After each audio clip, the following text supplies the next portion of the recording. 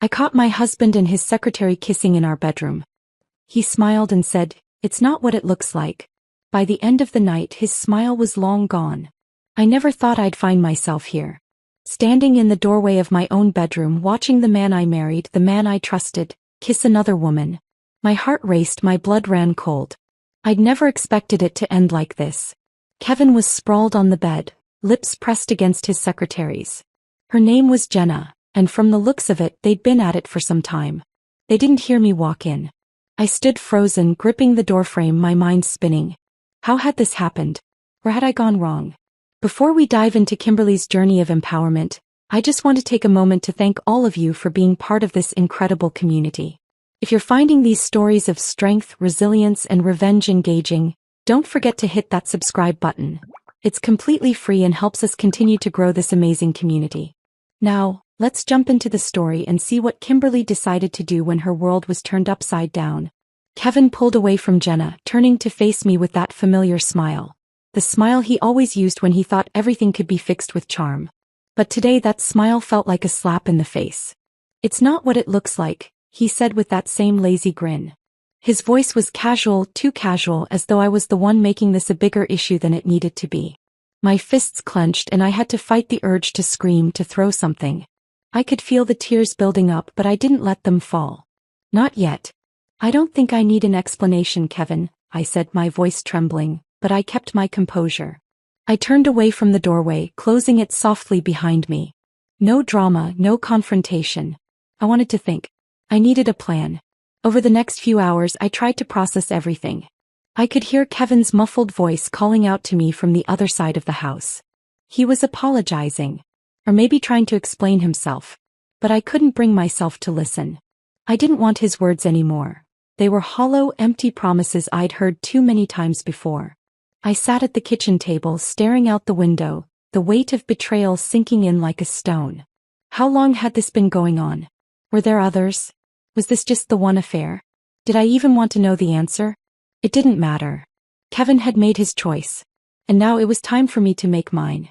The thought of him smiling as he explained himself, as if everything would just be forgiven with a few pretty words, made my blood boil. He'd crossed a line and I wasn't going to let him get away with it. He needed to face the consequences of his actions. I reached for my phone, my fingers hesitating for a second. Could I really do this? Could I really ruin his life? But then I remembered his smirk, his unremorseful attitude. He didn't deserve mercy. He had stolen something from me, something I couldn't get back. Without a second thought, I dialed the number of his boss. "Mr. Holloway." A cold sweat formed on my brow as the line rang, but I didn't hesitate. I knew what I had to do. When Mr. Holloway picked up, his voice professional, calm, I was blunt. "I need to talk to you about Kevin," I said, my voice steady despite the storm raging inside. "He's been having an affair with his secretary Jenna, and I just caught them in our bedroom." There was a long pause on the other end of the line. I could almost hear him processing the information. Kevin had always been the star employee, the charming one. But there was no going back now. I wasn't about to sit here in silence while he lived a life built on lies. "I have proof," I continued, "and I'll be sending it to you. I thought you should know what kind of man you're keeping on your team." Mr. Holloway didn't say much. He just thanked me for the information and said he would handle it. I hung up, my hand trembling but a strange sense of relief washing over me. I had done it. Kevin's fate was no longer in my hands. It was in the hands of his employer, and I knew what would come next. Hours passed, though they felt like days. Kevin kept trying to reach me. I didn't answer. I couldn't stomach hearing his voice. He had ruined everything and now he was going to face the consequences. Finally, as night began to fall, I heard the sound of a car pulling into the driveway. My heart skipped a beat. Kevin was home. I walked to the door, took a deep breath and opened it. Kevin stood there, his face a mix of confusion and desperation. His eyes searched mine, but I didn't flinch. I didn't feel sorry for him anymore. "Kimberly," he said softly, his voice low, "please. Can we talk? I'm so sorry, I didn't mean for this to happen." I looked him in the eye. His words felt like nails scraping against a chalkboard. He still didn't get it. He still thought he could talk his way out of it. "You should have thought about that before you kissed her in our bed," I said, my voice sharp, cutting through the air between us. "You didn't just hurt me, Kevin. You've destroyed everything we built together. He opened his mouth to argue, but I raised a hand, silencing him. Don't, I said. I've already made the call. His face paled as the words sank in. What? He asked, his voice cracking. What call? The call to your boss, I said, watching as his world began to crumble. You're fired, Kevin. You're done. You don't get to do this to me and still keep your job. You're not that lucky. His eyes widened in shock, his lips moving but no words coming out. He looked as if he had been struck. Pack your things, I said coldly. I don't want you here anymore. I turned away, walking into the living room as I heard him stumble through the door behind me. The sound of him collecting his things echoed in the silence of the house. I could feel a strange sense of satisfaction rising within me, but it was more than that. I felt empowered. I had taken control. He would never again hold power over me. When he left, I stood in the doorway watching him walk away with nothing but a box of his belongings. And just like that, Kevin's smile was gone, replaced by the bitter taste of his own failure. It was only hours after Kevin had left, his suitcase and box of belongings a glaring reminder of how easily everything had changed. I stood by the window staring at the empty street, the cool breeze brushing against the glass, but I felt nothing but a deep emptiness in my chest. I couldn't call it grief. It wasn't that simple. This wasn't the kind of pain that comes with loss. No, this was something different. Betrayal. At that moment, I didn't just want to move on. I needed something more. A sense of control, of taking back what was mine. Kevin thought he could just waltz in and out of my life without consequences. He thought he could play me for a fool, and for years I let him. But that was over now. I glanced at the phone on the kitchen counter, the one that had been used for that one call. The call that had shattered Kevin's world. But the satisfaction that came with his firing had started to fade. Sure, I'd taken a piece of his power, but was it enough? No, something inside me told me it wasn't. The night stretched on and I found myself pacing. I needed more than just a small victory. I wanted him to feel the weight of the betrayal the way I had. I needed him to understand just how deep this cut went. I thought about his arrogance, about the way he'd dismissed me earlier, as though this was just a misunderstanding, a moment of weakness. And Jenna, what had she thought? That she could just step into my life, take my place and get away with it? No, I couldn't let them get off easy. They both needed to learn the consequences of what they'd done. By the time midnight rolled around, I had made up my mind. It wasn't just Kevin who needed to pay. Jenna too needed a wake-up call. I reached for the phone again, this time dialing a number that felt almost too easy. It was Kevin's number, the one he kept close to his side, always with him at work. The phone rang. It felt like an eternity, but I wasn't going to let the silence break me. When Kevin finally picked up, his voice was strained. Kimberly, what's going on? I let his name linger for a moment, letting the weight of it sit in the air. I could hear his discomfort, his uncertainty. I think we need to talk about your little affair, Kevin, I said, my voice level, not betraying the emotions that still churned inside me. I've been thinking, and I don't think Jenna should be left out of this conversation. There was a long pause and I could almost see his mind racing. He'd thought I'd forget. He'd thought it was all over once he left. But I wasn't done. Not yet. Jenna, he croaked. Kimberly, please, can we? I'll be in touch with her. I think it's time you both get the message, I said, cutting him off. You can't just destroy someone's life like you did mine and expect no repercussions. You hurt me, Kevin. You shattered everything, and now I'm going to make sure you both remember this night for a very long time. Kevin was silent for a moment, then I heard a faint, desperate laugh on the other end of the line. You really think you can just... I already did, I said, my voice calm but firm. This is only the beginning. I'll make sure your little secretary knows that some things aren't so easy to take without consequences. You both will regret this. You'll regret ever thinking you could outsmart me. I hung up before he could say anything else. I wasn't going to let him talk me down to make me second-guess my decision. He had made his bed and now he would lie in it. Jenna too would face the music. The next morning, I wasn't surprised when I received a message from Jenna. She knew something was wrong and as expected, she reached out. The arrogance that had filled her voice the night before when she kissed Kevin in my own home was now replaced with an anxious tone. I'm sorry, Kimberly. I don't know how this happened, the message read. I didn't mean for it to go this far. Please, can we meet? I want to explain. I stared at the phone for a moment, considering my options. A part of me wanted to ignore her, to let her stew in her own guilt. But another part of me knew that meeting her, facing her, would bring me the closure I needed. It was time to confront her face to face. I agreed to meet her at a small coffee shop in the middle of the afternoon, a place where we could talk without distractions.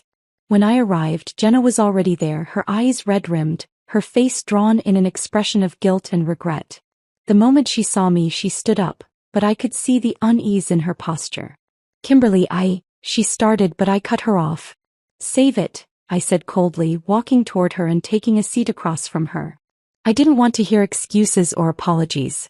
I wanted to hear the truth and nothing less. "I know what happened between you and Kevin," I continued. "And I know that you're sorry. But sorry doesn't fix things. Sorry doesn't make up for the damage you've done." She opened her mouth to respond, but no words came out. I could see her shaking slightly. "You didn't just sleep with my husband, Jenna," I said, my voice low and steady. "You took everything from me.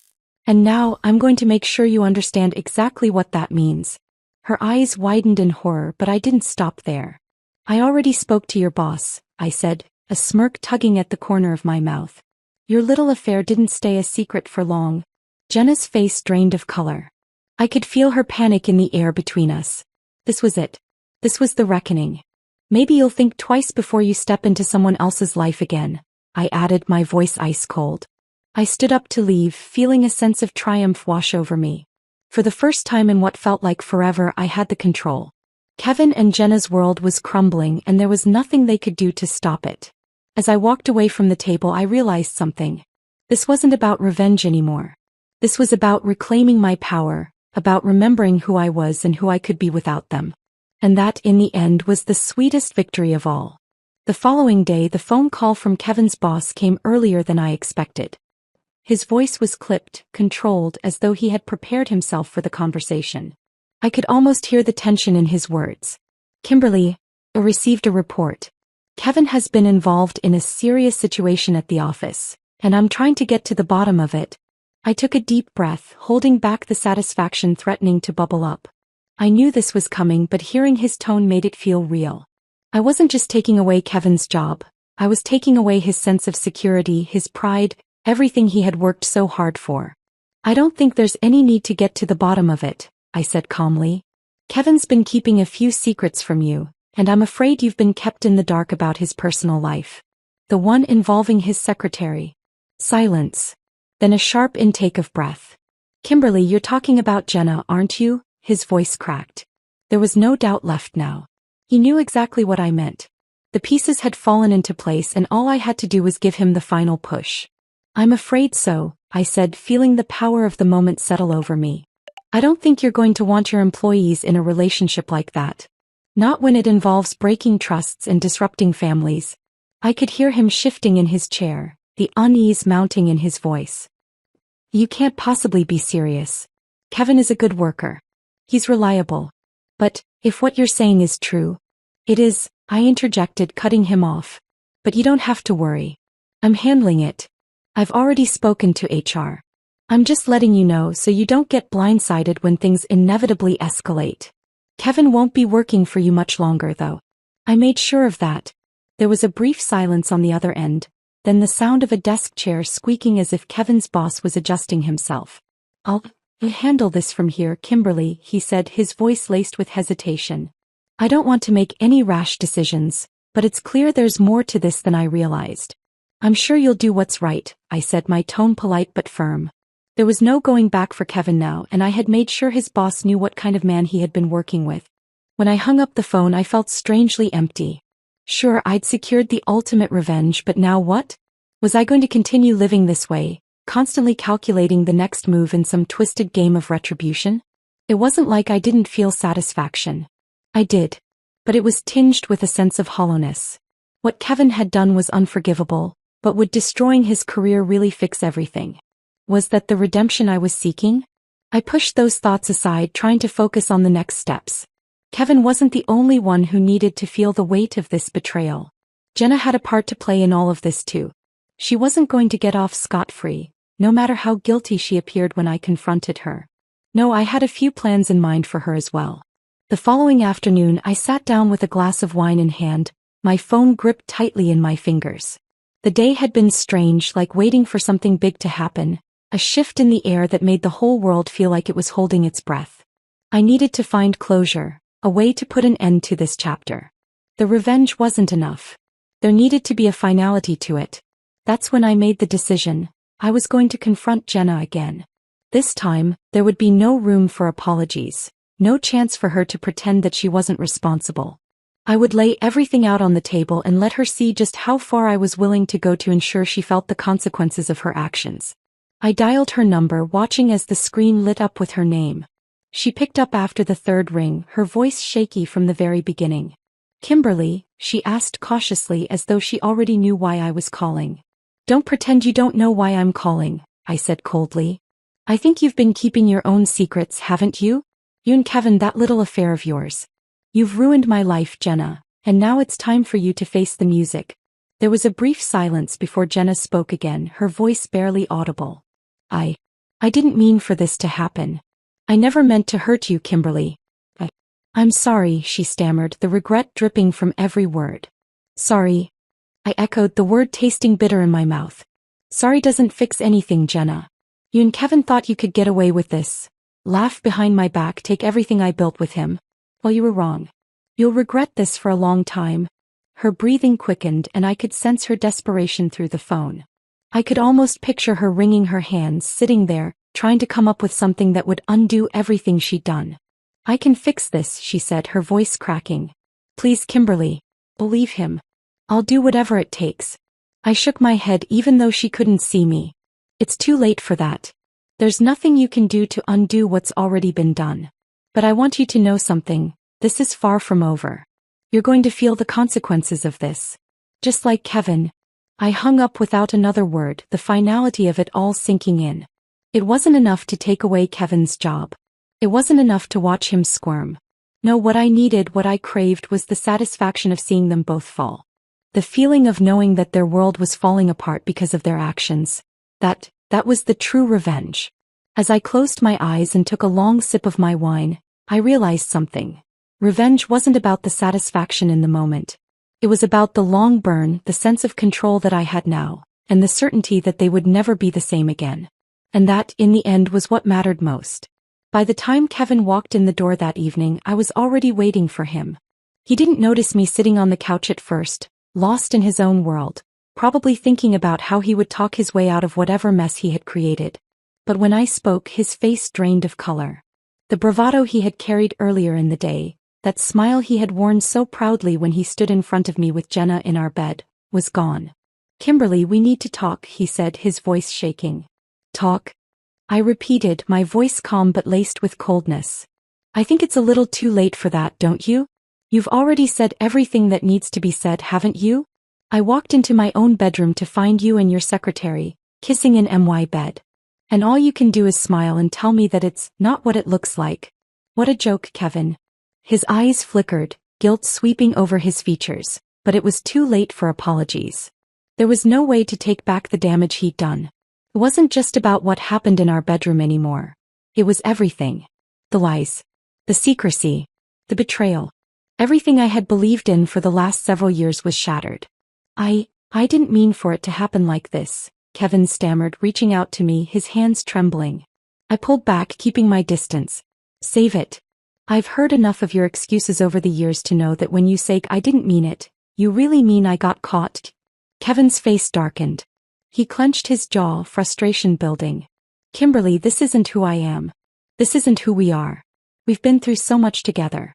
Don't just throw it all away over a mistake." I met his eyes, letting the silence hang in the air for a moment. I had heard all of this before. I had stood there, forgiving him after every misstep, every betrayal. But this was different. This wasn't just a moment of weakness. This was a calculated decision, and it showed me exactly who he was. "Is that what you think?" I asked, my voice quiet but sharp. "You think I'm just supposed to forget all of this? That it's just a mistake? You brought her into our home. You kissed her in our bed. And you think a few words are going to make it better?" Kevin took a step forward, desperation in his eyes. "Kimberly, please don't do this. We can work through this. I love you." I laughed bitterly, shaking my head. "Love? You're standing here telling me you love me while your hands were on her. And now you want me to believe that everything is fine? Oh, Kevin. This is over. I stood up, walking over to the side table and grabbing the envelope. His eyes followed me, curiosity growing as I held it up. What's that? He asked, a confused frown on his face. This, I said, letting the weight of the moment settle in, is your resignation letter. I've already spoken to your boss. I made sure of it. They're firing you. Your little secret affair won't go unnoticed anymore. Kevin's face went from shock to disbelief. What? Kimberly, you didn't. You couldn't. I could and I did, I said, my tone unwavering.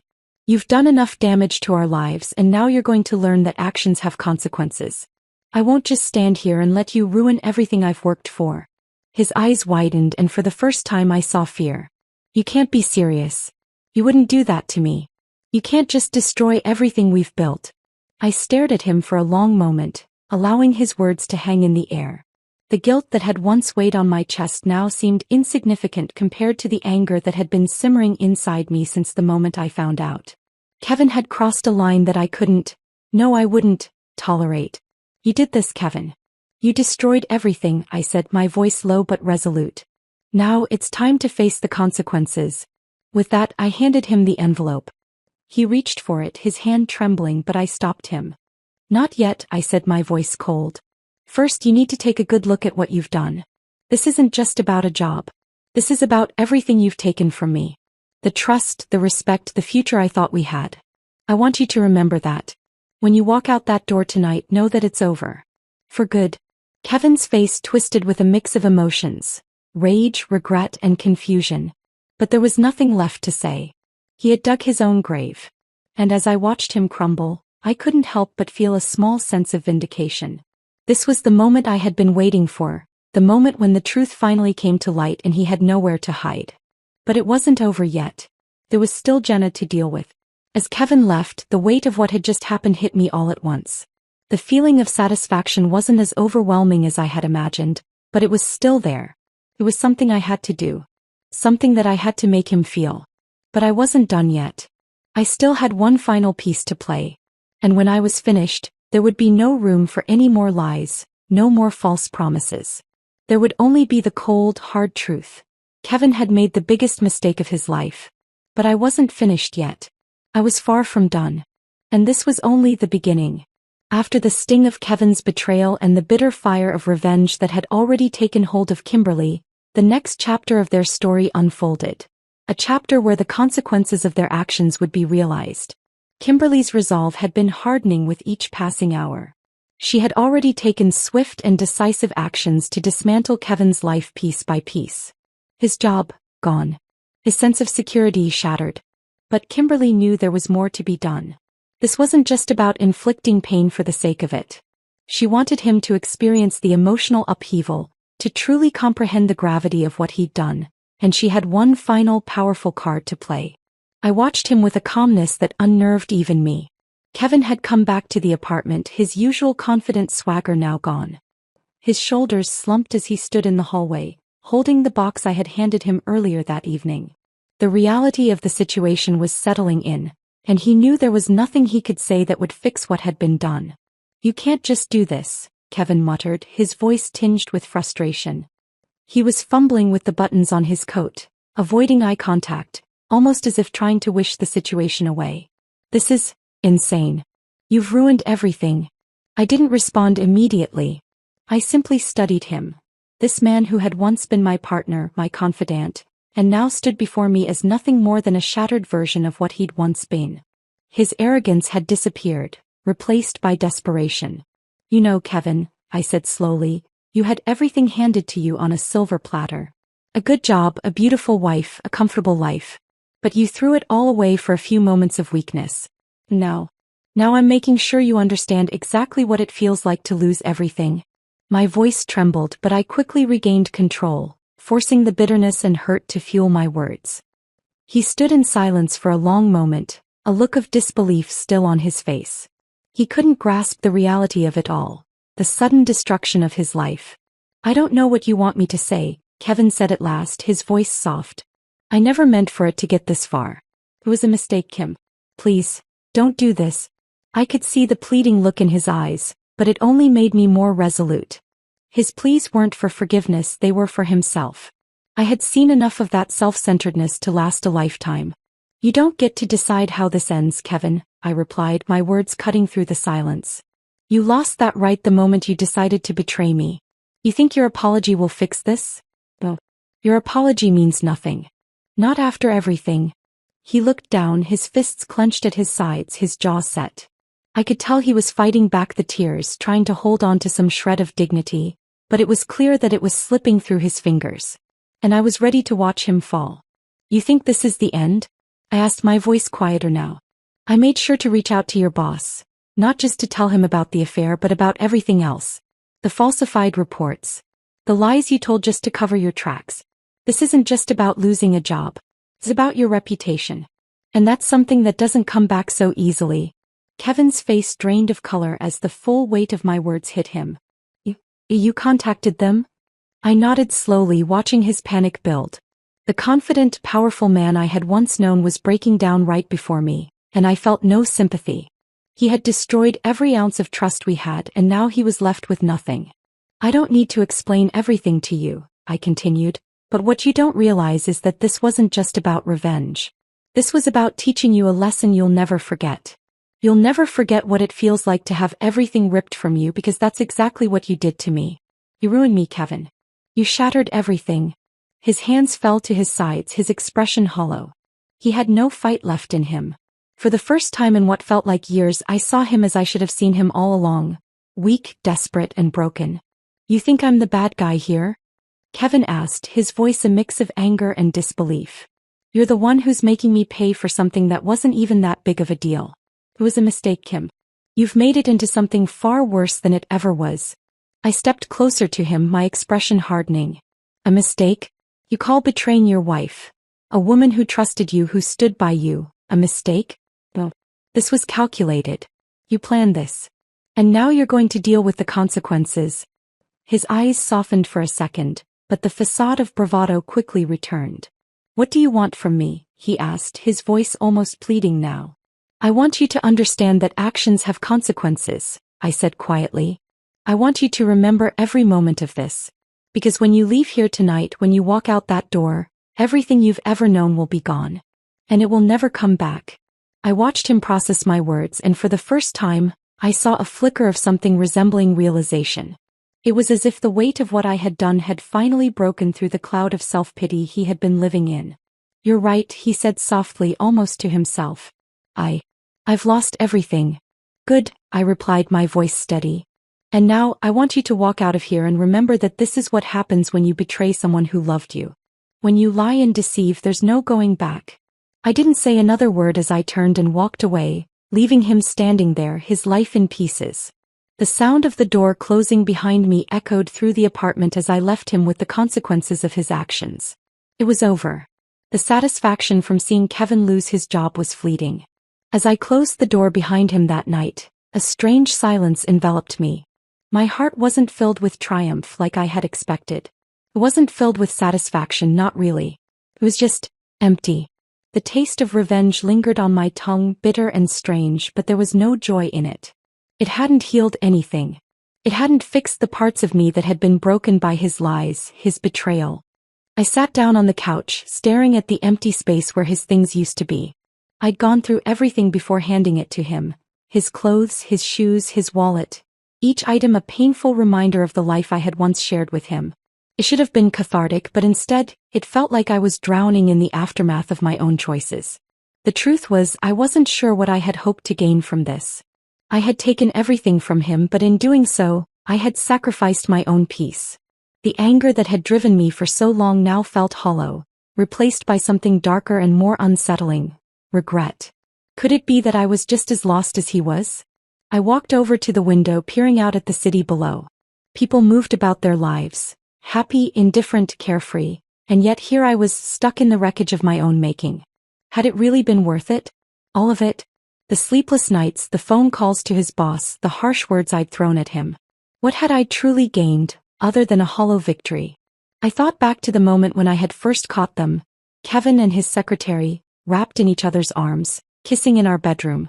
His smile, that smug, careless smile, would haunt me for a long time. But now it was replaced by the image of him standing there, begging for mercy, his face contorted with disbelief and anger. It was then that I realized the extent of his arrogance, the way he thought he could get away with everything. And yet, even now I found myself wondering, was this enough?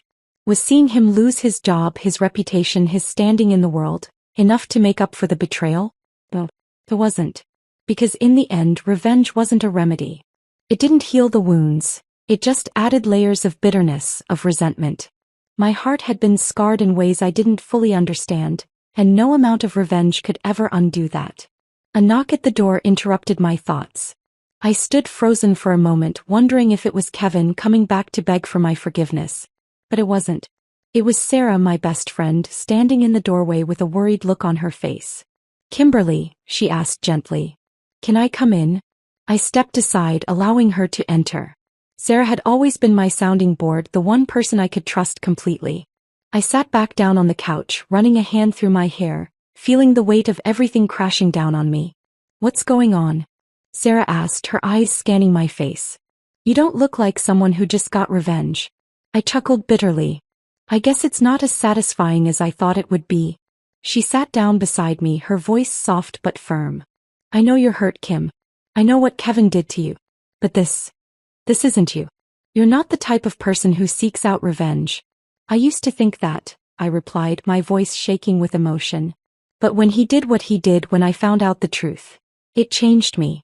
I couldn't just sit back and let him get away with it. He needed to know what it felt like. He needed to feel the consequences of his actions." Sarah's gaze softened and she placed a hand on my shoulder. "I get that. I really do. But revenge doesn't fill the emptiness, Kim. It only leaves you more hollow than before. You've got to heal, to find a way to let go of this. For you. Not for him." I shook my head, feeling tears prick at the corners of my eyes. "I don't know if I can. I don't know how to move on from this." Sarah gave me a small, understanding smile. "I'm not saying it's easy. It never is. But you've got to take back control of your own life. Don't let him continue to dictate how you feel. You're stronger than this." I wanted to believe her. I really did. But in that moment I couldn't see the way out. I had spent so long focusing on making Kevin pay for what he'd done that I had forgotten to take care of myself. The revenge, the anger, the hurt, it had consumed me, and now I was left with nothing but the aftermath. Sarah stood up and walked to the door. "I'm here for you always. But you've got to find your own way forward, Kim. For you." As she left, I was left alone with my thoughts, the silence settling in once more. I realized something in that moment. Revenge might have been the answer for a while, but it wasn't the end game. If I ever wanted to find peace, if I ever wanted to move forward, I needed to find a way to heal. I had to stop letting him control me, even from a distance. I had to let go. And for the first time in a long time I felt a glimmer of hope. It wouldn't be easy, but I knew that this chapter was over. The next one, though, that was still unwritten. After Kevin was fired, I couldn't help but feel a deep sense of satisfaction. It was as if a weight had been lifted from my shoulders. For years, I had silently endured his betrayal, but now, for the first time in what felt like an eternity, I was in control. As I sat at the kitchen table that evening, I could hear the front door creak open. Kevin had returned home, but something was different. His steps were heavier, his shoulders slumped as if the world had come crashing down on him. When he walked in, his face was a mask of frustration, but I could also see the fear beneath it. Without saying a word, I stood up and handed him a small box. "Your things," I said coldly, trying to mask the mixture of emotions that were bubbling inside me. It felt surreal, watching him stand there broken in front of me. Kevin looked at the box, then back at me. "You had no right to do this. You can't do this," he muttered, his voice shaky. But there was no anger in his tone anymore, only the helplessness that came from losing everything. "You shouldn't have done what you did, Kevin," I said quietly, my voice trembling slightly. "You've crossed a line that's impossible to come back from." I watched him as he opened the box slowly, his fingers trembling. He wasn't even trying to hide the desperation in his eyes. His belongings, clothes, a few old books, and his wedding ring, sat in that box like evidence of a life he thought he could keep. I felt nothing but a strange numbness as I watched him. I'll find another job," he said, trying to regain some semblance of composure. But his words felt hollow, like he was trying to convince himself. "You will," I replied, but don't think for a second I'm going to make it easy for you. My heart pounded in my chest. I was both afraid and exhilarated by the power I now held over him. He had destroyed our marriage and now I was making him feel the consequences. He looked at me, pain flashing in his eyes. Kimberly, please. I never meant to hurt you. It was a mistake. It didn't mean anything. I couldn't hold back the laugh that escaped my lips, bitter and cruel. A mistake? You've been sleeping with your secretary for months and you call it a mistake? I could see the guilt and remorse starting to creep into his eyes, but it was too little too late. There was no going back now. You were never sorry when you did it, I said, my voice growing colder. You thought you could have it all. The career, the affair, the family. But now look at you. He stepped closer but I took a step back, holding up the box between us like a barrier. Don't come near me, Kevin. You made your choices and now you'll have to live with them. The silence stretched between us. I could feel his eyes on me but I couldn't bring myself to look at him anymore. I was done. The man I thought I loved, the man who had been my partner for so long, was now a stranger to me. And I was no longer the woman who would stand by him no matter what. I want you to leave, I said, my voice firm. Now. His face twisted in disbelief. Leave? You want me to leave? This is my house, Kimberly. You can't just kick me out like this. But I could. I had the right and he had lost the privilege of calling this place home. He had chosen his own path and now he had to walk it alone. I've already called a few people, I said, my voice calm. Your things are being packed up and I'm having them sent to your sister's place. You won't be staying here anymore. It's over. Kevin's face went pale, his mouth opening and closing as if he wanted to say something, but no words came out. I wasn't interested in his excuses anymore. He had broken me for the last time. Without a word, he turned and stormed out of the house, slamming the door behind him. I didn't feel relief, nor did I feel victorious. I only felt a deep, hollow ache in my chest that reminded me of how much I had given to this marriage, how much I had sacrificed. But in that moment I knew that I had done the right thing. Kevin had lost everything. And I had finally taken back control of my life. As the door slammed, I closed my eyes and exhaled slowly, the weight of the decision I had made settling in. I didn't know what the future held, but I knew I had to move forward, on my own. And for the first time in a long time I wasn't afraid.